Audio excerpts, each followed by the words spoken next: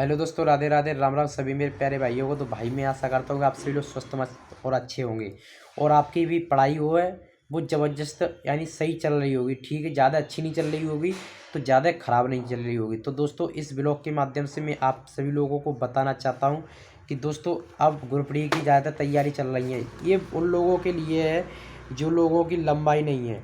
दोस्तों इसमें होता क्या है कि मैंने बहुत ज़्यादा टीचरों की वीडियो देखी है, उनसे पता चला है मेरे को कि दोस्तों यहाँ पर लोग जब यहाँ पर लेने के लिए पहुँचते हैं क्या जॉइनिंग लेटर, वहाँ तक लोग करीबन अगर 5 लाख फॉर्म डर रहे हैं, अगर वहाँ पर 5 लाख फॉर्म डर रहे हैं तो 5 लाख में करीबन 50,000 बच्चे पहुँच सकते हैं। क्योंकि भाई कोई टेस्ट में निकल जाता है, कोई टेस्ट देने नहीं जाता है, कोई कुछ भी, कोई फिजिकली नहीं देने जाता है। तो दोस्तों यहाँ फिजिकल तक लड़के करीबन मैंने देखा है, बहुत सारे टीचरों ने बताया कि 50,000 बच्चे ही पहुँचते हैं और 50,000 बच्चों में करीबन 30,000 बच्चे ही पास किए जाते हैं और 30,000 बच्चों में से ही उन बच्चों का सिलेक्शन होता है जो अच्छी तरह से उनको लग रहा होता है कि इन बच्चों को हमको अच्छी तरह से सिलेक्शन करना है। अब दोस्तों बात करते हैं हमको पढ़ाई कैसे करें।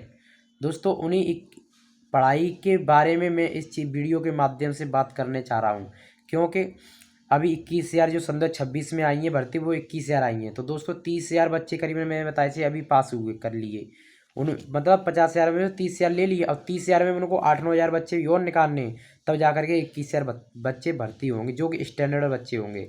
और फिर बाद में दोस्तों वो बच्चे कौन से होंगे जो परेशानियों को जानते हैं और अपने काम पर फोकस कर रहे हैं, वो नहीं हरामपंथी वाले के चलो दे दिया टेस्ट, नहीं तो नहीं किसी बात।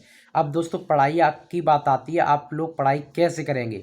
दोस्तों इसलिए मैं आप सभी लोगों को बताना चाहता हूँ कि पढ़ाई करना कोई ज़्यादा टेढ़ी खीर नहीं है। आज के ज़माने में बहुत ही नॉर्मल सी चीज़ हो गई है। दोस्तों मैं अभी बता रहा हूँ, फिलहाल मैं अगली वीडियो में बताया था कि मैं अभी दिल्ली रह रहा हूँ, हलवाई की दुकान पर काम भी करता हूँ और आकर के अपनी स्टडी भी करता हूँ, मतलब 2 घंटे 3 घंटे कर लेता हूँ डेली, इतना तो है। और उसके साथ एक वीडियो बना देता हूँ जो आप सभी लोगों को अपनी पढ़ाई के साथ साथ क्या कर रहा हूँ, पढ़ाई भी कर रहा हूँ और क्या क्या कर रहा हूँ उस चीज़ को शेयर भी करता हूँ दोस्तों, और किस तरह से पढ़ाई आपको करनी चाहिए। अब इसीलिए मैं आप सभी लोगों को बता दे रहा हूँ। देखो पढ़ाई बहुत सारे टीचरों ने बताई है कैसे करनी है। दोस्तों टीचरों के हिसाब से चलना पड़ेगा तभी आपकी पढ़ाई कवर होगी, अगर नहीं आप उनके हिसाब से चलोगे नहीं कवर हो पाएगी, क्योंकि टीचर को उन सभी विषयों के बारे में पता चल जाता है पहले से, जो जो विषय के बारे में आने वाला है। अब दोस्तों बात मैं ये कर रहा हूँ, बार बार मैं ये बता रहा हूँ, आज से अगर नहीं पढ़ पा रहे हो तो आप कितना भी कम पढ़े तो कम से कम 3-4 घंटे डेली पढ़ना शुरू कर दो। अब दोस्तों आप लोग कहोगे कि 4 घंटे में एक लाट नहीं पढ़ सकता, मैं ये नहीं कह रहा तुम एक लाट पढ़ के ही रह जाओ, नहीं। आधे घंटे की कोई क्लास है उसे ले लो, ठीक है, और आधे घंटा उसका रिवीजन शुरू कर दो। क्योंकि अगर आप रिवीजन शुरू करना कर दोगे तो आपने जितना भी पढ़ा है, अगर 10 क्वेश्चन भी पढ़े तो 10 क्वेश्चन आपके वो पक्के हो गए, यानी आप उसको भूलोगे नहीं कभी भी। इसी तरह से आपको 4 घंटे की अगर क्लास है तो 4 घंटे की क्लास आप रेगुलर लेना शुरू कर दो। पूरे दिन में आपको आधे घंटे घंटे का गैप देते हुए पढ़ना है डेली। इसलिए दोस्तों मैं आप सभी लोगों को अगली वीडियो में बताया था और इस वीडियो में बता रहा, मैं ऐसा ही करता हूँ दोस्तों। ये नहीं है जैसे 20 मिनट की क्लास है मैं जबरदस्ती नहीं इसी टाइम पर लूँ, जैसे क्लास लाइव चल रही, जरूरी नहीं है आप लाइव क्लास ही लो जा करके, नहीं। आप पर टाइम जैसे मेरे को मिलता है 12-1 बजे जा करके टाइम, तो मैं 12-1 बजे जाके क्लास लेता हूँ जा करके। सुबह की क्लास में 12-1 बजे लेता हूँ, शाम की क्लास रात में लेता हूँ ऐसे, और रात की क्लास सुबह लेता हूँ ऐसे। मैं अपनी क्लास को मतलब वो करता हूँ, कंटिन्यू जारी रखता हूँ। इसलिए दोस्तों आप सभी लोगों से मेरी रिक्वेस्ट है, अगर आपको पढ़ने का मौका मिल गया है, भगवान ने दिया है, तो आप जी जान लगा दो।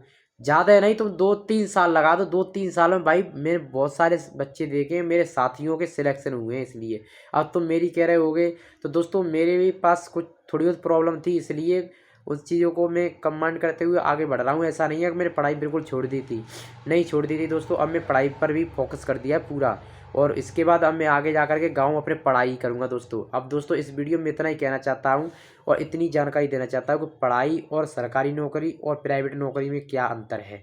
बस दोस्तों इसी चीज़ के बारे में बात करना चाहता हूँ। सरकारी नौकरी में कितना भी मेहनत लगेगी, 8 घंटे ड्यूटी पड़ेगी आप पर, ठीक है, और सैलरी आपकी महीना पक्की रहेगी। और अगर प्राइवेट नौकरी करोगे तो 10-12 हज़ार रुपये मिलेंगे भाई, 14-15 घंटा लगना पड़ेगा, 1000 बातें सुननी पड़ेगी। इसलिए दोस्तों अगर पढ़ने का मौका मिला है, कैसी भी सरकारी नौकरी हो, आप सरकारी नौकरी ले लो दोस्तों।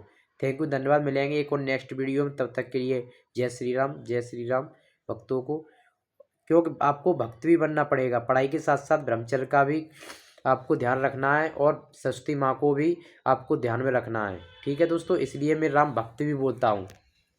ठीक है दोस्तों, अब इसी ब्लॉग में इतना ही अंत करते हैं, क्योंकि ज़्यादा बकवास करने से कुछ नहीं होता दोस्तों, क्योंकि पढ़ाई आराम से और अकेले में की जाती है।